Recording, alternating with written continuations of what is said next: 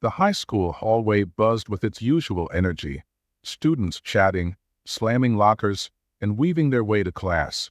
Amid the chaos, a sudden shout pierced the air, silencing the chatter.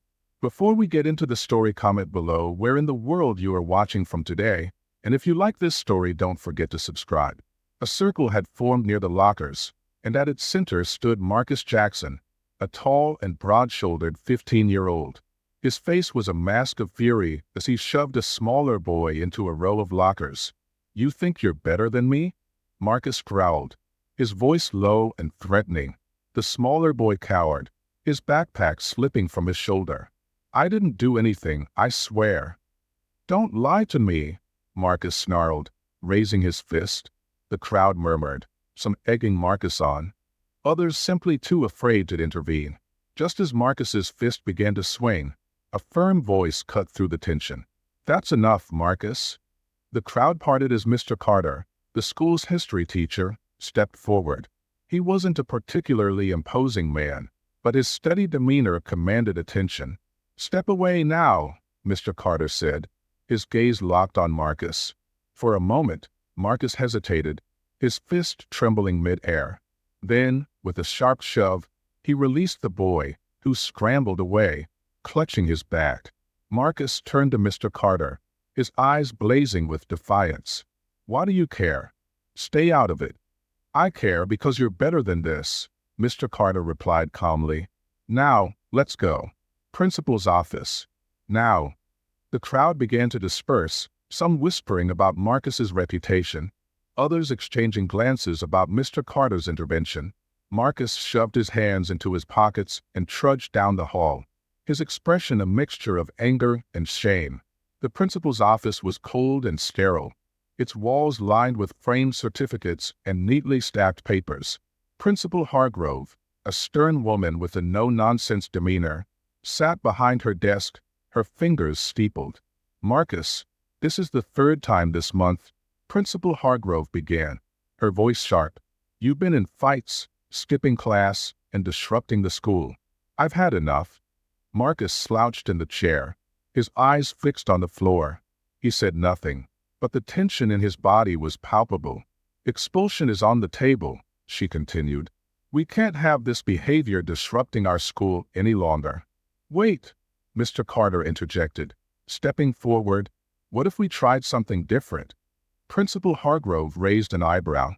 "Different? What do you suggest, Carter?" "I'd like to work with him. One-on-one tutoring, mentorship. He needs guidance, not punishment," Mr. Carter said firmly. Principal Hargrove leaned back in her chair, her eyes narrowing. "You really think he's worth the trouble?" "Yes," Mr. Carter replied without hesitation. Principal Hargrove sighed, glancing at Marcus. "Fine, but if there's one more incident, he's out. Understand?" "Marcus?" Marcus shrugged but muttered, "Yeah, I get it."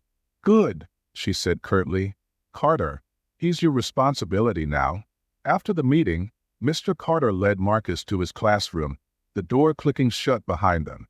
The room smelled faintly of chalk and old textbooks, and sunlight streamed through the tall windows. "Why'd you stick up for me back there?" Marcus asked, slumping into a desk.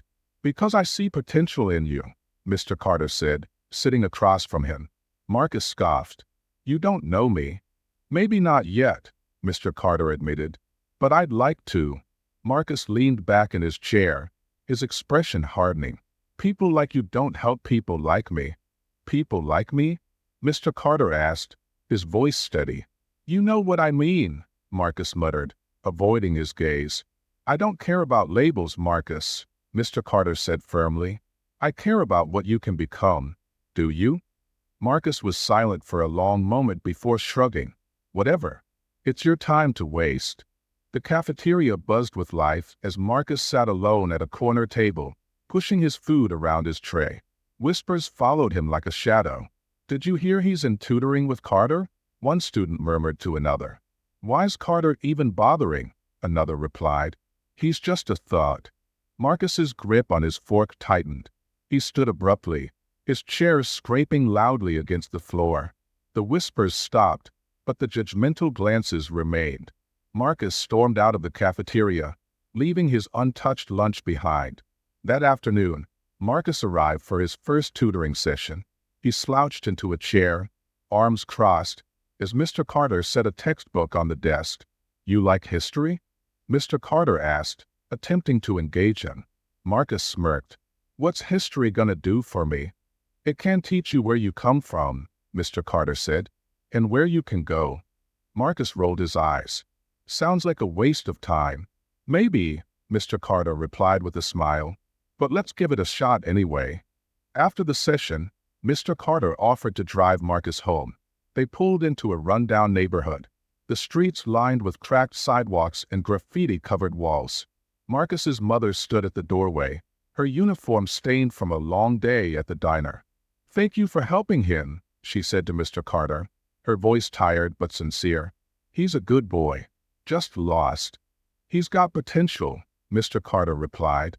"I'll do what I can." Marcus lingered at the doorway, his expression unreadable. As Marcus walked Mr. Carter to his car, a group of teenagers stood on the corner, laughing and passing something between them. "That's where most people end up," Marcus said bitterly, nodding toward the group. "Why bother trying?" "Because you're not most people," Mr. Carter replied, "and you don't have to be." That night, Mr. Carter sat at his kitchen table, poring over lesson plans. His wife, sitting across from him, asked, "Why are you working so hard for this kid?" "Because no one else will," Mr. Carter replied simply, "and because he deserves it." The next day, Marcus showed up 15 minutes late to their second session. He slumped into his chair, muttering, "This is stupid." "Maybe," Mr. Carter said, sliding a textbook toward him, "but you're here. That's a start." As the session ended, Marcus lingered at the door. "Why do you care so much?" he asked, his voice tinged with suspicion. "Because someone cared about me once," Mr. Carter replied, "and it changed my life." Marcus nodded slightly, walking out without another word. But for the first time, something in his expression softened. The classroom felt colder than usual as Marcus slouched in his chair, arms crossed, glaring at the textbook in front of him. Mr. Carter stood by the chalkboard, writing out key dates from the civil rights movement. Marcus wasn't paying attention. He was tapping his pen against the desk, each tap louder than the last. "Marcus," Mr. Carter said, glancing over his shoulder, "you know, tapping won't help you learn this." Marcus smirked. "Neither will this history stuff." "Really?" Mr. Carter set the chalk down and walked toward Marcus. "You ever hear of Claudette Colvin?" Marcus raised an eyebrow. "Who?" "She was a 15-year-old girl who refused to give up her seat on a bus. She stood her ground, even though everyone told her she wouldn't make a difference." Mr. Carter crossed his arms. "Kind of reminds me of you." Marcus blinked, caught off guard by the comparison. "Yeah, well, she was probably smarter than me. Or maybe she just didn't give up," Mr. Carter said. "What do you say we try something different today?" Instead of continuing the lesson, Mr. Carter pulled out a worn poetry book and handed it to Marcus. "Read this," he said, pointing to a Langston Hughes poem, Dream Deferred. Marcus took the book reluctantly, muttering, "What's the point of poetry?" "Sometimes it says what we can't," Mr. Carter replied. As Marcus read the poem silently, something shifted in his expression. The words struck a chord he didn't expect. "What happens to a dream deferred?" Marcus read aloud, his voice softer than usual. "Does it dry up like a raisin in the sun?" Mr. Carter smiled. "What do you think it means?" Marcus shrugged but didn't meet Mr. Carter's eyes. "I guess it's about giving up, and how it messes you up inside." "Exactly," Mr. Carter said. "But what if you don't give up?" Marcus didn't respond, but he slipped the book into his backpack as the session ended. The cafeteria was its usual chaos of clattering trays and noisy chatter. Marcus sat at a corner table, pretending to scroll through his phone. Across the room, two boys whispered loudly enough for Marcus to hear. "Look at him," one sneered. "Think he's better than us now, working with Mr. Carter?" "Yeah," the other laughed. "Teacher's pet." Marcus slammed his tray onto the table, the sound echoing through the cafeteria. He stood and stalked toward them, fists clenched. The boys froze, but Marcus stopped short of swinging. "You don't know anything about me," Marcus spat. "So shut up." The cafeteria fell silent for a moment before the noise resumed. Marcus grabbed his bag and stormed out, muttering under his breath. Mr. Carter sat at his desk, grading papers, when Marcus barged in. His face was flushed, his breathing heavy. "Kids are talking crap about me," Marcus snapped. "This tutoring thing, it's making everything worse." Mr. Carter set his pen down and leaned forward. "Why do you care what they think?" "Because they already hate me," Marcus shouted. "And now they think I'm weak too." Mr. Carter nodded slowly. "Let me ask you this. Are they the ones helping you graduate? Helping you change your life?" Marcus hesitated, his anger deflating slightly. "No." "Then let them talk," Mr. Carter said. "Prove them wrong." At their next session, Mr. Carter handed Marcus a blank sheet of paper. "Today's assignment is simple," he said. "Write about what makes you angry."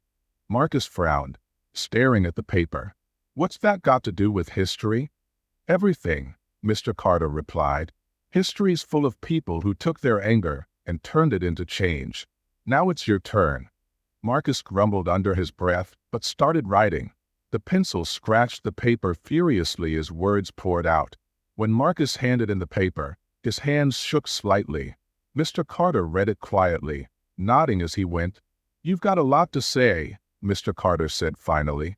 "This is powerful stuff, Marcus." Marcus snorted. "It's just words." "Words can change the world," Mr. Carter said. "And these? They're a start."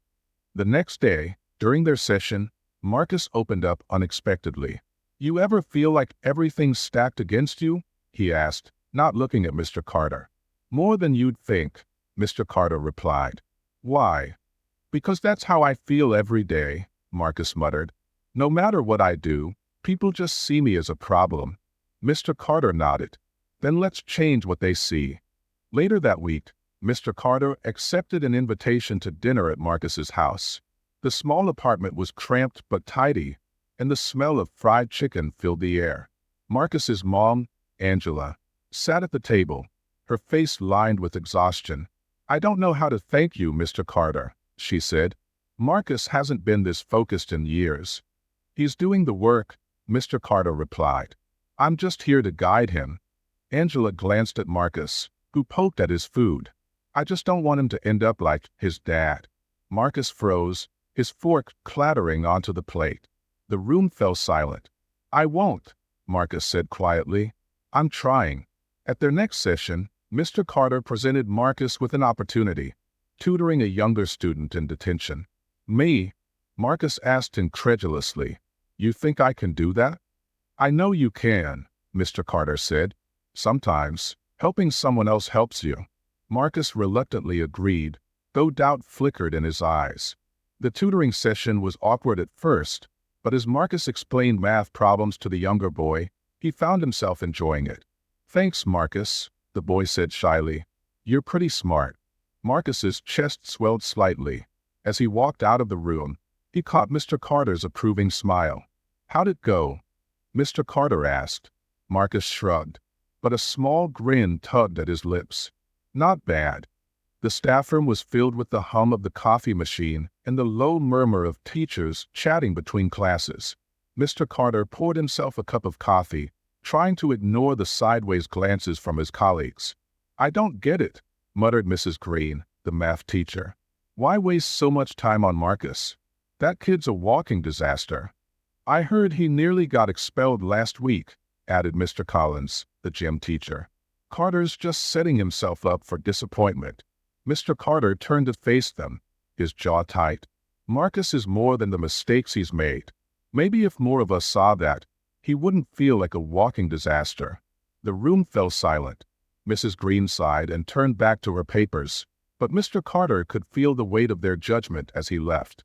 Marcus walked into school early, his hands stuffed in his pockets, his hood pulled low. He stopped short at his locker, staring at the words scrawled across it in black marker. Thud. For a moment, he just stood there, his chest tightening. Anger bubbled up, and he slammed his locker shut. ignoring the curious stares of passing students. By the time Mr. Carter found him in the hallway, Marcus was pacing furiously near the bathrooms. "Who the hell does that?" he shouted, his voice echoing. "Let's take a breath," Mr. Carter said calmly. "This isn't about them. It's about how you respond." "I know how I want to respond," Marcus muttered, clenching his fists. "I know," Mr. Carter said, "but you're better than that." At lunch, Marcus sat alone in the corner of the cafeteria, poking at his food. Whispers rippled through the room as other students glanced his way. "Why's Carter wasting time on him?" one student said, not bothering to lower his voice. "He's never gonna change," another chimed in. Marcus tightened his grip on his fork, but instead of storming out like before, he focused on the table. Mr. Carter's words echoed in his head. Prove them wrong. After school, Marcus slumped into a chair in Mr. Carter's classroom. "I'm done," he muttered. "Everyone hates me. No matter what I do, they just see me as a thought." Mr. Carter sat across from him, his voice steady. "Do you know how long it takes to change someone's opinion?" Marcus shrugged. "Forever?" "Sometimes," Mr. Carter admitted. "But it starts with one moment. One action. You've already started that. Don't stop now." Marcus didn't respond, but he didn't argue either. Later that day, Principal Hargrove called Mr. Carter into her office. She gestured for him to sit, her expression unreadable. "Carter, I've been hearing things," she began. "Parents are complaining. They don't understand why you're spending so much time on Marcus." "He deserves a chance," Mr. Carter said firmly. "I agree," Hargrove replied, surprising him. "But if this backfires, it'll reflect on you. Are you prepared for that?" Mr. Carter nodded. "Absolutely." Hargrove sighed. "Then keep him on track. He's running out of time." At their next tutoring session, Marcus seemed distant, barely acknowledging Mr. Carter. When pressed, he exploded. "Why are you even helping me?" Marcus shouted, his voice raw. "Everyone's waiting for me to screw up anyway." "Maybe they are," Mr. Carter said, his tone calm but firm. "But what matters is what you do, not what they think." Marcus stared at him, his anger fading into exhaustion. "I don't know if I can." "I do," Mr. Carter replied, "and I'm not giving up." The tension in the school auditorium was palpable as parents gathered to discuss student behavior. Mr. Carter sat near the back, listening as one parent after another voiced their complaints. "That Marcus kid? He's a menace," one father said, his voice loud and bitter. "Why is he still here?" "Exactly," a mother chimed in. "He's a bad influence on the other students." Mr. Carter finally stood, his voice steady despite the hostile crowd. "Marcus is a young man who's made mistakes, but he's also working harder than anyone I've ever met to change. If we can't support that, what kind of message are we sending to our kids?" The room murmured, some nodding in agreement, others shaking their heads. At home, Marcus found his mother sitting at the kitchen table, her head in her hands. He hesitated before stepping closer. "Mom," he said softly. Angela looked up, her eyes red. "I'm just so tired, Marcus. I'm trying to give you a better life, but I'm scared." Marcus sat down beside her, his voice quiet. "I'm trying too, Mom. I promise." Angela reached out and squeezed his hand. "Just don't give up, baby. Don't give up." At their next session, Mr. Carter handed Marcus his latest essay. The red marks were fewer this time, and at the top, a large B was circled. "Not bad, huh?" Mr. Carter said with a smile. Marcus stared at the grade, his lips twitching into a small grin. "First time I've gotten a B in anything." "Won't be the last," Mr. Carter replied. For the first time, Marcus felt a flicker of pride. That evening, Mr. Carter met with Pastor Green, a respected community leader. Over coffee, he explained Marcus's situation. "Marcus needs more support than just me," Mr. Carter said. "The school's not enough." Pastor Green nodded. "I'll see what I can do. That boy deserves a second chance." As Mr. Carter walked home, he felt a renewed sense of determination. Marcus wasn't just a project, he was a promise. The classroom was unusually quiet. save for the scratch of chalk as Mr. Carter wrote, "Dreams are for those who fight for them" on the board. Marcus sat in the front row, something he never did before, staring at the words. "So, today," Mr. Carter began, "I want you to write something for yourself. Not for me, not for a grade, for you." Marcus frowned. "I don't write." "You've already written before," Mr. Carter countered, handing Marcus a fresh notebook. "This time, write about what keeps you going, or what stops you." Marcus stared at the notebook for a long moment. Slowly, he began to write, the words coming out messy and uneven. He read them to himself. "I keep going because stopping means I lose. Stopping means they win." When the session ended, Marcus didn't hand the notebook back. He stuffed it into his bag. "Keep it," Mr. Carter said with a small smile. "It's yours." The small church office smelled faintly of wood polish and coffee. Marcus sat stiffly in a chair across from Pastor Green, a tall man with kind eyes and a deep voice. "Carter tells me you're trying to make some changes," Pastor Green said, folding his hands. "That true?" Marcus shrugged. "I'm trying, but it's hard when everyone expects you to fail." Pastor Green nodded slowly. "I get that. When I was your age, I was angry too. Thought the world had it out for me." "What changed?" Marcus asked, genuinely curious. "Someone believed in me," Pastor Green said, "just like Mr. Carter believes in you." Marcus glanced down at his hands. "I don't know if I can do this." "You don't have to know," Pastor Green said. "You just have to try."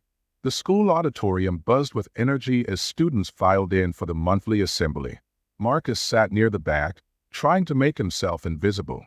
When Mr. Carter stepped on stage and called Marcus's name, the buzz turned to shocked murmurs. "What's this about?" Marcus whispered. "You're speaking," Mr. Carter said, nudging him forward. "What? No way," Marcus hissed. But Mr. Carter's steady gaze didn't waver. Taking a deep breath, Marcus walked to the stage, his heart pounding. Standing at the podium, he looked out at the sea of faces. "I'm not good at speeches," he began, his voice shaky, "but I guess I'll say this. I've made a lot of mistakes, and for a long time, I thought that's all I'd ever be, a mistake." The room was silent, but someone, Mr. Carter, taught me that I'm more than that, and maybe I can be better. The applause started slowly, then grew louder. Marcus left the stage feeling something new, hope. In the detention room, a younger boy named Jamal sat slouched in his chair, refusing to make eye contact. Marcus stood awkwardly in front of him, holding a math worksheet. "Look, I get it," Marcus said. "You don't want to be here." "Neither did I." Jamal glanced up, skeptical. "Yeah?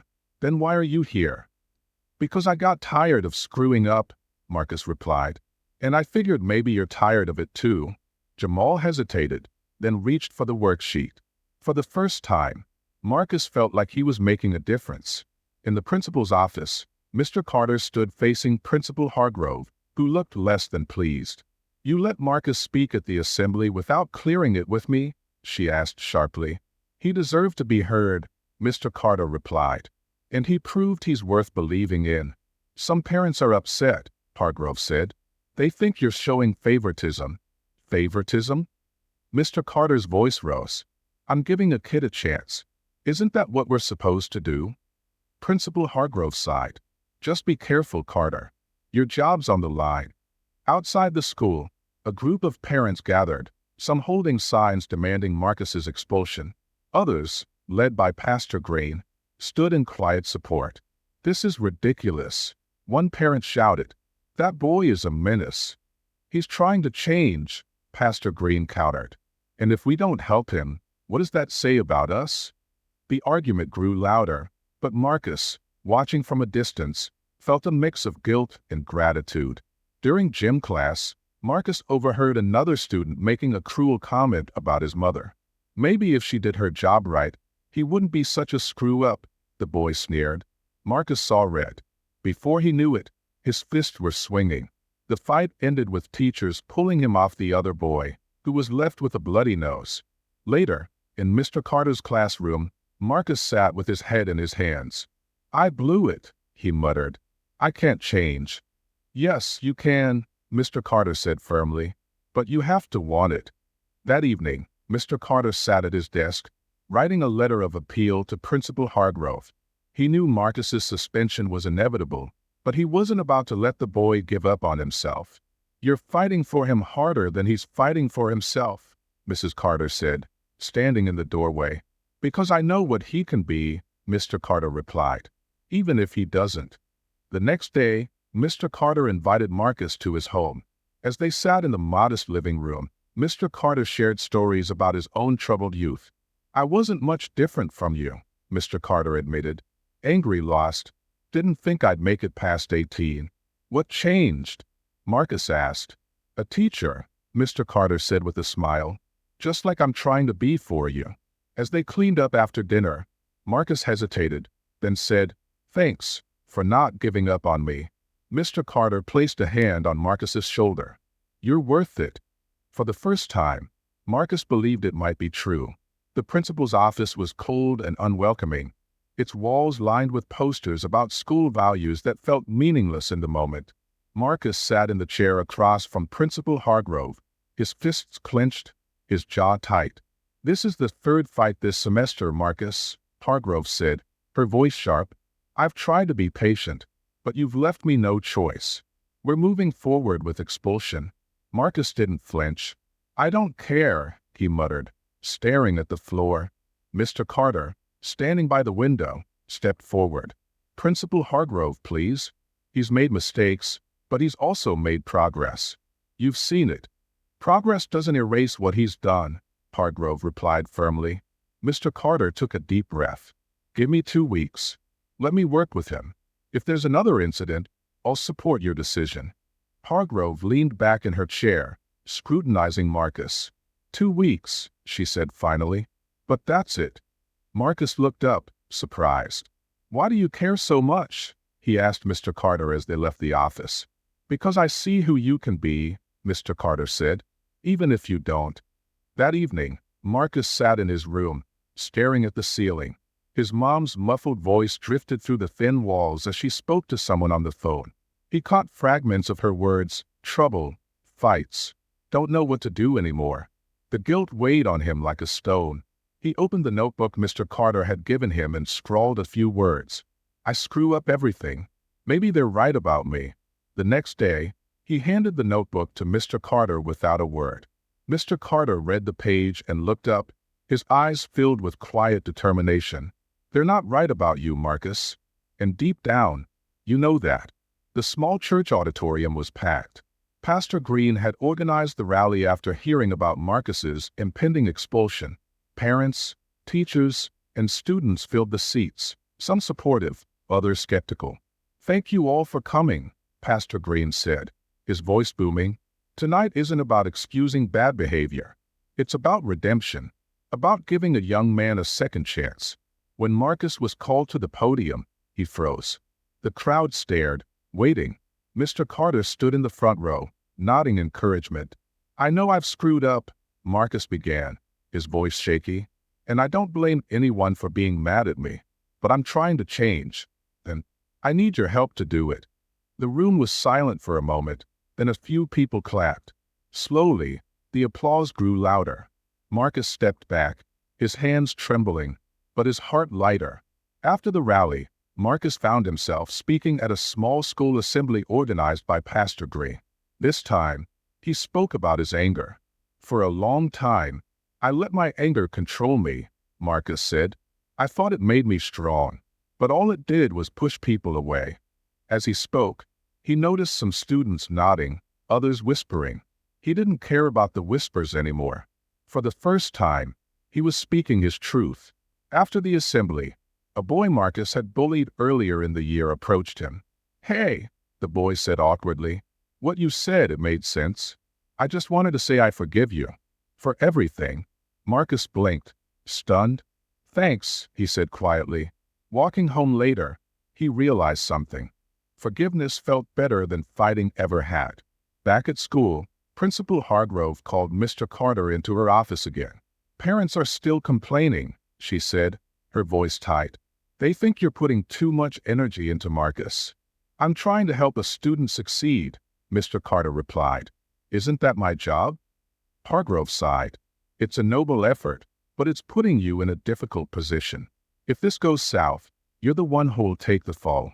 Then I'll take it, Mr. Carter said, because it's worth it. The following week, Marcus surprised Mr. Carter by showing up early for their tutoring session. He brought with him a list of ideas for a school-wide project, a mural to represent the school's diversity and the importance of second chances. I don't know if they'll go for it, Marcus said, sliding the paper across the desk. I think they will, Mr. Carter said, smiling, and I think you should present it. Marcus hesitated. You think they'll listen? I think you're starting to give them a reason to, Mr. Carter replied. That night, Marcus's mom handed him an envelope. I found this when I was cleaning, she said softly. It's from your dad. Marcus opened it with trembling hands. The letter was short but heartfelt. Marcus, no matter what anyone says, you've got greatness in you. Don't let the world tell you otherwise. Marcus read the letter 3 times before slipping it into his notebook. At lunch the next day, Marcus approached the table where some of his classmates were sitting, the same table where he'd once bullied others. I just wanted to say, I'm sorry, Marcus said, for how I treated you. I was wrong. The table fell silent. Finally, one of the boys nodded. Thanks, man. It wasn't much, but it was a start. At the end of the 2 weeks, Marcus sat in the principal's office once again. This time, he wasn't alone. Mr. Carter, Pastor Green, and even a few students who had supported him at the rally were there. I've seen a lot of progress these past 2 weeks, Principal Hargrove admitted. But the final decision is up to you, Marcus. Are you ready to prove you deserve to stay? Yes, ma'am, Marcus said, his voice steady. I won't let you down. Hargrove nodded. Then let's see what you can do. The school auditorium buzzed with low chatter as Marcus walked nervously to the front of the room. Principal Hargrove had allowed him to present his mural project to the student council and a handful of faculty members, but he could feel the weight of their judgment before he even spoke. Taking a deep breath, Marcus unfolded his notes. This school has a lot of walls, he began. Not just the kind you can see, but the kind you feel. I know I've put up a lot of those walls myself, but I want to help tear them down.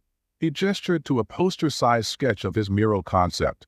Students of different races and backgrounds working together to build a single, unified structure. This mural isn't just about art, Marcus continued. It's about showing that we're stronger together, and that we can all change if we try. For a moment, the room was silent. Then, one student started clapping. Another joined in.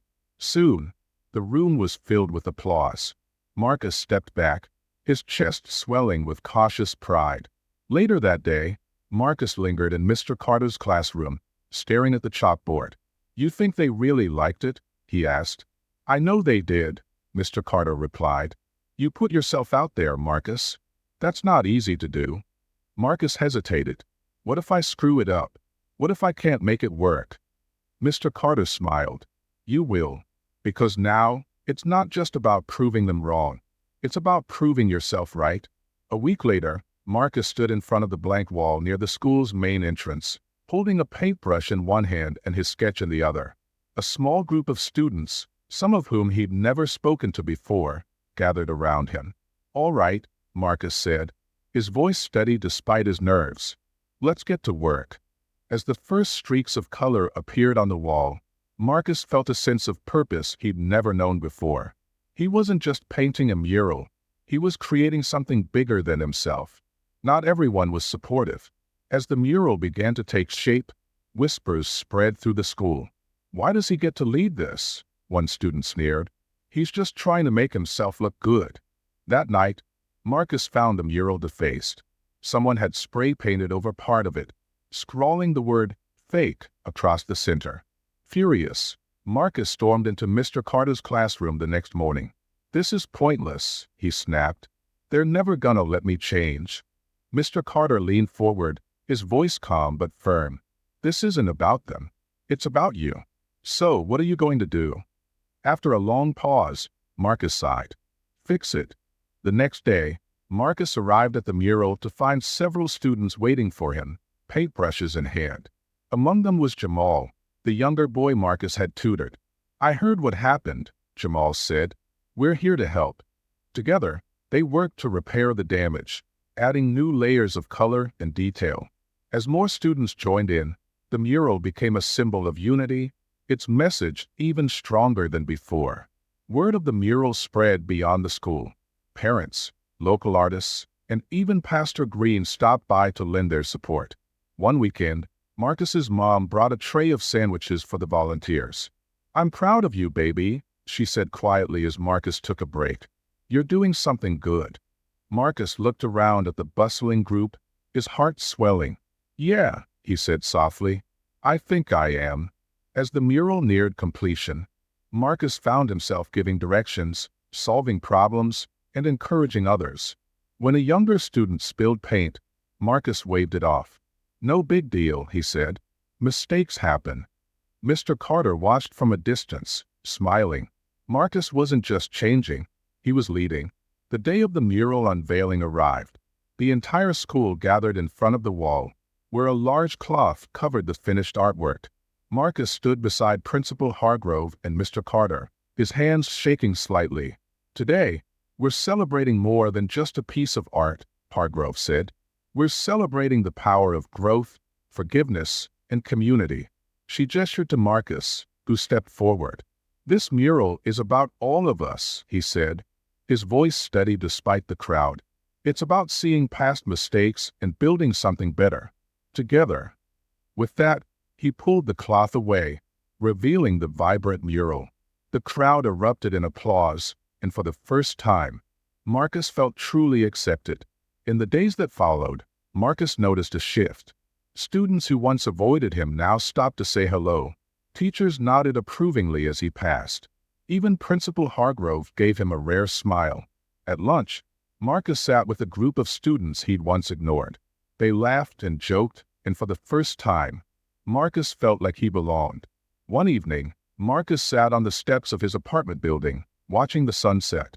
Mr. Carter joined him, handing over a bottle of soda. "You did good, Marcus," Mr. Carter said. Marcus nodded, a small smile playing on his lips. "Thanks for everything." Mr. Carter clinked his bottle against Marcus's. "This is just the beginning." As the sun dipped below the horizon, Marcus felt a deep sense of peace. For the first time, the future didn't feel like a burden. It felt like a promise. The detention room was quieter than usual, filled with students half-heartedly scribbling notes or staring at the clock. Marcus stood at the front, gripping a marker, feeling the weight of their gazes. "All right," he began, his voice steady despite his nerves. "I used to sit where you're sitting now. Thought I'd never get out of trouble. But someone showed me I could. Now I'm here to show you." A boy in the back snickered. "Yeah, right." Marcus ignored the comment, walking to the board and writing. "What's stopping you? Let's talk about it," Marcus said, looking around the room. One by one, hands slowly went up. Later, as the detention session wrapped up, Marcus noticed Jamal hanging back, fidgeting with his notebook. "What's up?" Marcus asked. Jamal hesitated before blurting out, "I messed up bad. My mom's gonna kill me." Marcus sat down beside him. "You know what Mr. Carter told me? One mistake doesn't define you. What matters is what you do next." Jamal looked at him, eyes wide. "You really believe that?" "Yeah," Marcus said with a small smile. "I'm proof." Word of Marcus's mentoring spread quickly. Teachers began noticing a change in the detention students, who showed more effort and fewer disciplinary issues. In the staff room, Mrs. Green approached Mr. Carter. "Looks like your project with Marcus is paying off," she said begrudgingly. Mr. Carter smiled. "It's not a project. It's Marcus becoming who he's meant to be." One evening, Marcus walked home from school, his backpack slung over one shoulder. As he turned onto his street, he spotted a group of old acquaintances hanging out on the corner, their laughter sharp and mocking. "Yo, Marcus," one of them called. "You too good for us now?" Marcus stopped, clenching his fists. "I'm not too good," he said quietly. "I'm just trying to be better." The group laughed, but Marcus walked away, his heart pounding. He knew the road he was choosing wasn't easy, But it was worth it. The next day, Marcus was called to Principal Hargrove's office. His heart sank. He thought he was in trouble again. Instead, she smiled and handed him a flyer. "This is a leadership conference," she explained. "They're looking for student speakers. I think you'd be perfect." Marcus stared at the flyer. "You want me to speak? At a conference?" Hargrove nodded. "You've proven you have something to say. Now's your chance to say it." That evening, Marcus sat in Mr. Carter's classroom, staring at a blank sheet of paper. "What do I even say?" he asked, frustration creeping into his voice. "Say what's in your heart," Mr. Carter replied. "What you've learned, what you've overcome, and what you want others to know." Marcus nodded, picking up his pen. Slowly, the words began to flow. The day of the conference arrived. Marcus stood backstage, his palms sweaty as the MC introduced him.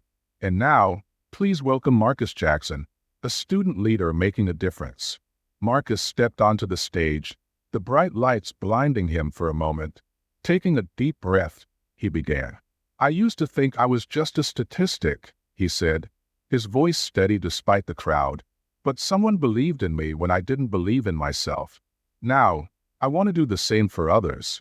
By the time he finished, the audience was on its feet, applauding. Marcus walked off the stage, his chest swelling with pride. After the conference, a student from another school approached Marcus. "Your speech, it hit me," the student said. "I've been in the same place. How'd you turn it around?" Marcus smiled.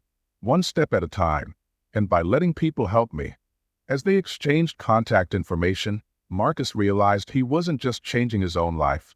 He was helping others change theirs. A week later, Pastor Green organized a small celebration for Marcus at the community center.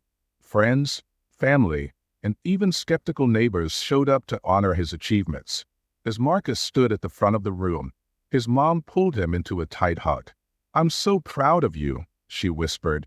Mr. Carter approached next, shaking Marcus's hand firmly. "You've come a long way," he said, "and you're just getting started."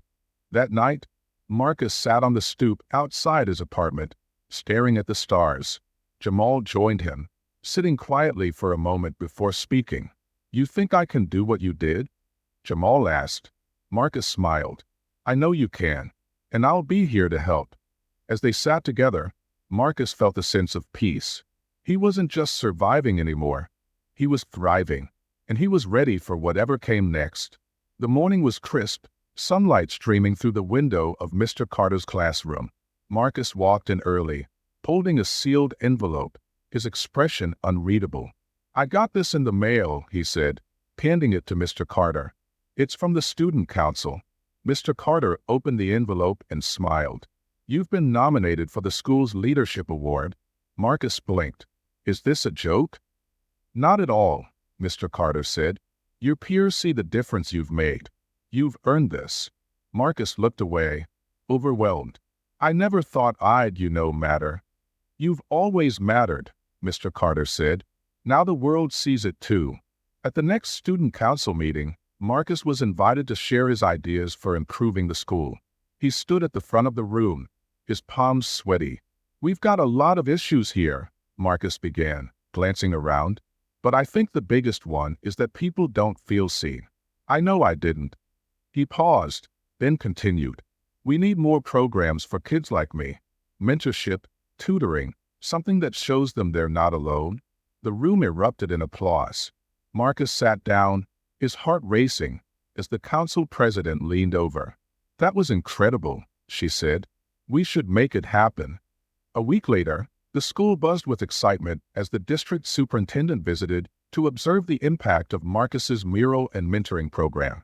Walking through the halls with Principal Hargrove and Mr. Carter, the superintendent stopped at the mural, now complete and vibrant with color. "This is remarkable," she said, turning to Marcus. "I hear you were the driving force behind this?" Marcus nodded shyly. "It wasn't just me. A lot of people helped." "True leadership," the superintendent said, smiling. "I'd like to feature this in the district newsletter." Marcus felt a surge of pride. His work was making waves beyond the school. In the cafeteria, Marcus was approached by two boys who had once been his biggest critics. "Hey," one of them said awkwardly, "that speech you gave at the conference, it was good. Made us think." "Yeah," the other added. "We're sorry for giving you a hard time before." Marcus stared at them for a moment, then shrugged. "It's cool. We all mess up." The boys grinned, sitting down at his table. For the first time, Marcus felt like he truly belonged. At the next mentoring session, Marcus noticed Jamal acting out, slamming his notebook onto the desk. "What's going on?" Marcus asked, sitting beside him. "My dad's back," Jamal muttered. "He's saying all this stuff about how I'm weak, how I'll never be anything." Marcus felt a pang of recognition. "I used to hear the same thing," he said quietly. "But you know what? They're wrong." Jamal looked up, his eyes filled with doubt. "How do you know?" "Because I'm proof," Marcus said. "And so are you." Marcus was invited to speak at a school board meeting about the success of his mentoring program and mural project. Standing at the podium, Marcus took a deep breath. "A year ago, I was one of the kids you'd write off, but someone believed in me, and it changed everything. Now, I'm trying to do the same for others." The board members nodded, visibly impressed. One member leaned forward. "Have you thought about what's next for you, Marcus?" Marcus smiled. "College," he said, "and maybe helping more schools like this." The following week, Marcus walked into Mr. Carter's classroom to find the teacher standing by a box filled with old books. "What's all this?" Marcus asked. "Your future," Mr. Carter said with a grin. "I've been collecting resources for you. Scholarship guides, leadership books, application tips. You're going places, Marcus." Marcus stared at the box, his throat tight. "I couldn't have done any of this without you." "You did the work," Mr. Carter replied. "I just gave you the tools." One afternoon, Marcus's mom burst into his room, holding a letter. "It's from the state university," she said, her voice trembling. Marcus ripped open the envelope, scanning the contents. His eyes widened. "I got the scholarship," he whispered. "Full ride." His mom hugged him tightly, tears streaming down her face. "I knew you could do it," she said. Marcus sat down, staring at the letter. For the first time, he allowed himself to dream big. As the school year wound down, Marcus organized a small event to thank everyone who had supported him. In the community center, he stood before a crowd of friends, family, teachers, and students. "I wouldn't be here without you," Marcus said, his voice filled with emotion. "You showed me that people can change, that I can change. And now, I want to pay it forward." The room erupted in applause, and Marcus's mom wiped away a tear. On the last day of school, Marcus found Mr. Carter in the classroom, packing up his things. "You're gonna miss me," Marcus joked. "More than you know," Mr. Carter replied, smiling. "But I'll be watching you, Marcus. You've got a bright future ahead." Marcus hesitated, then said, "Thanks for everything. I won't forget it." "I know you won't," Mr. Carter said, "and neither will the people you're going to help." As Marcus walked out of the classroom, he felt ready to face the world. This past no longer a burden, but a testament to his strength. Marcus and Mr. Carter pulled into the parking lot of the State University. The campus sprawled out before them, filled with students hurrying between buildings and lounging on the green lawns. Marcus stepped out of the car, staring in awe. "This is huge," Marcus said, gripping the acceptance letter in his pocket. "Feels a little overwhelming, doesn't it?" Mr. Carter asked. "Yeah," Marcus admitted, "but in a good way." As they walked through the campus, Marcus listened to the tour guide explain the programs and opportunities. For the first time, college didn't feel like a distant dream. It felt like a real possibility.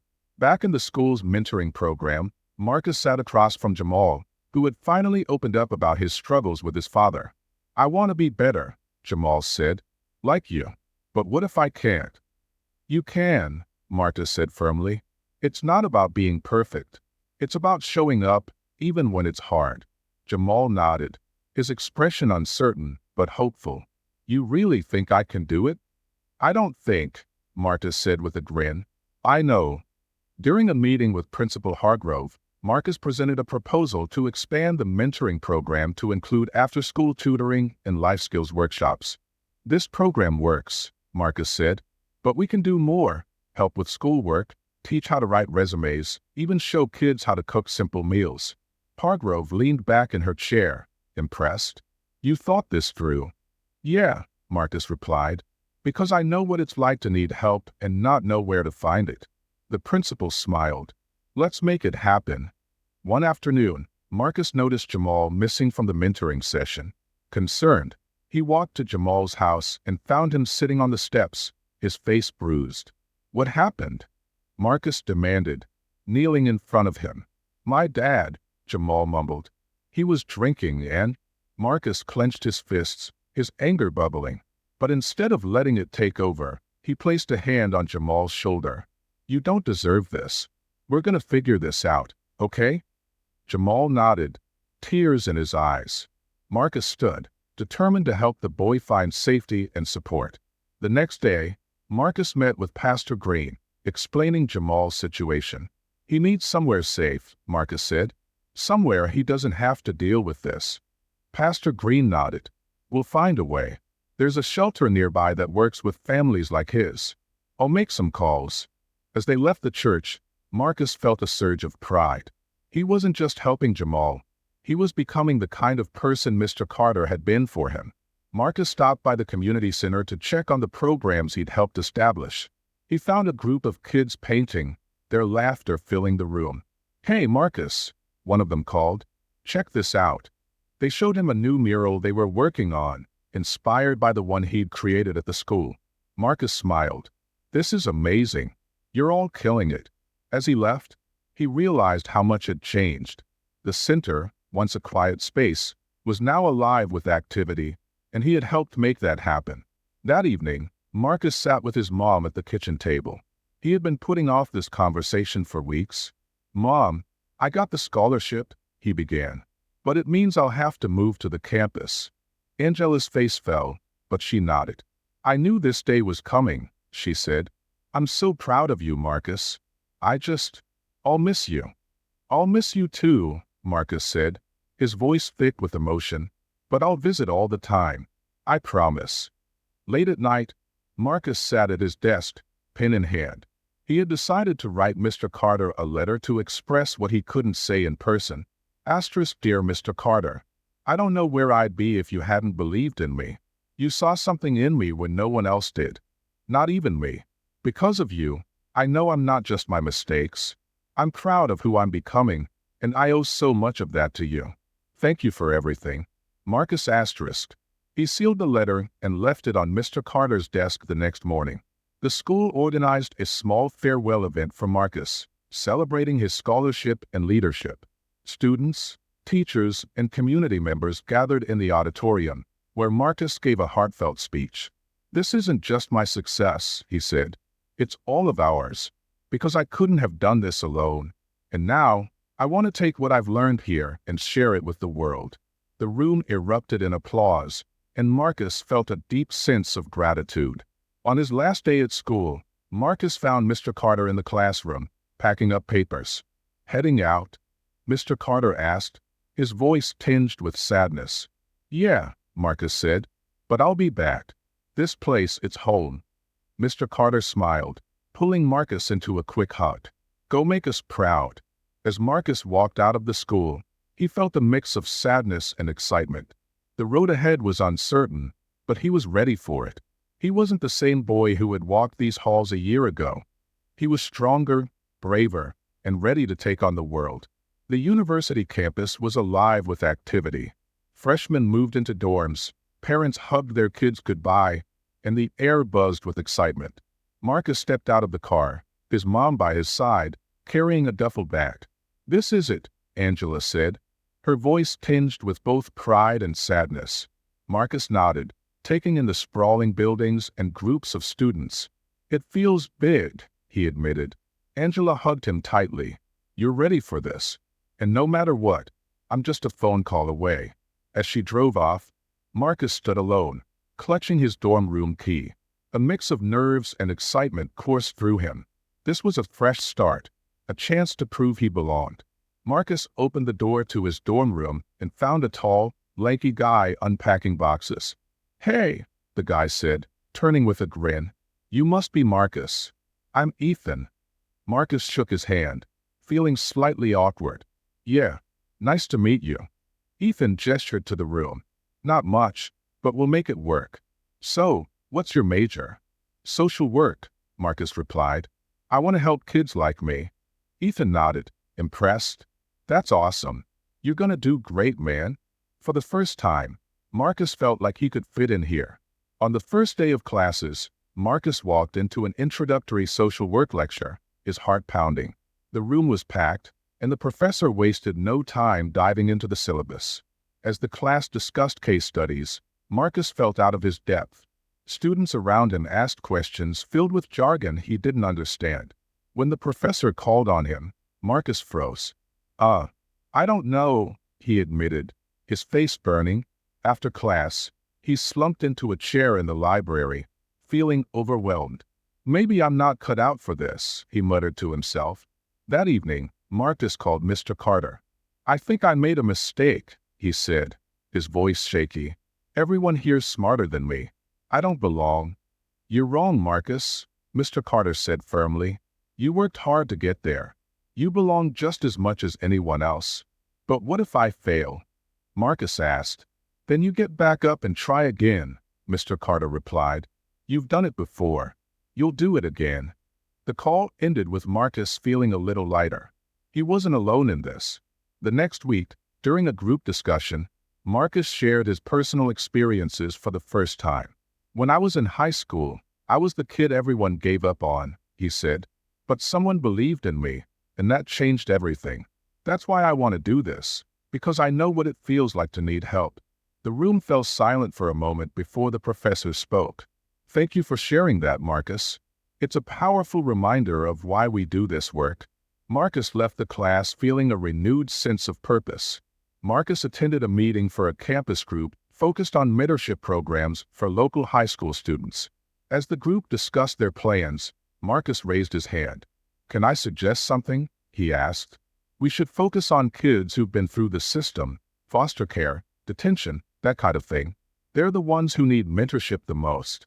The group leader nodded. "That's a great idea. Want to take the lead on it?"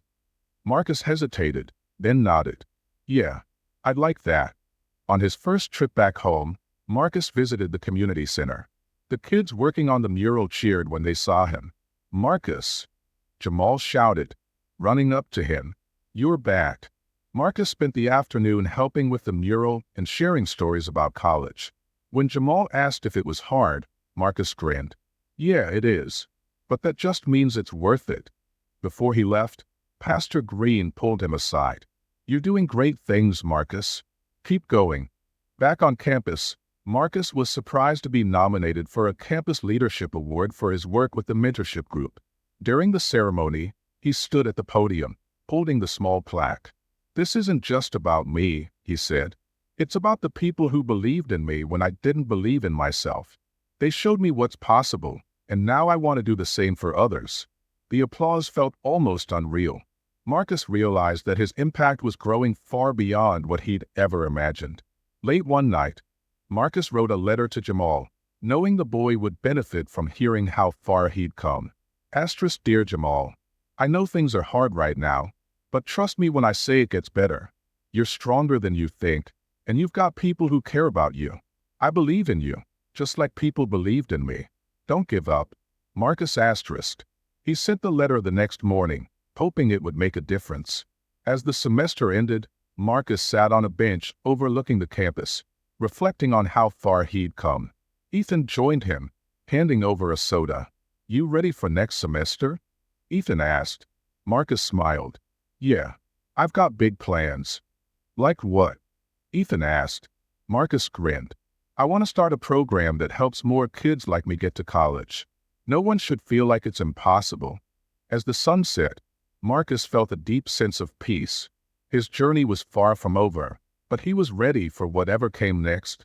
As the story concludes with Marcus thriving in college, building on the foundation laid by Mr. Carter and his community. His experiences inspire him to continue helping others, proving that change is not only possible, it's transformative.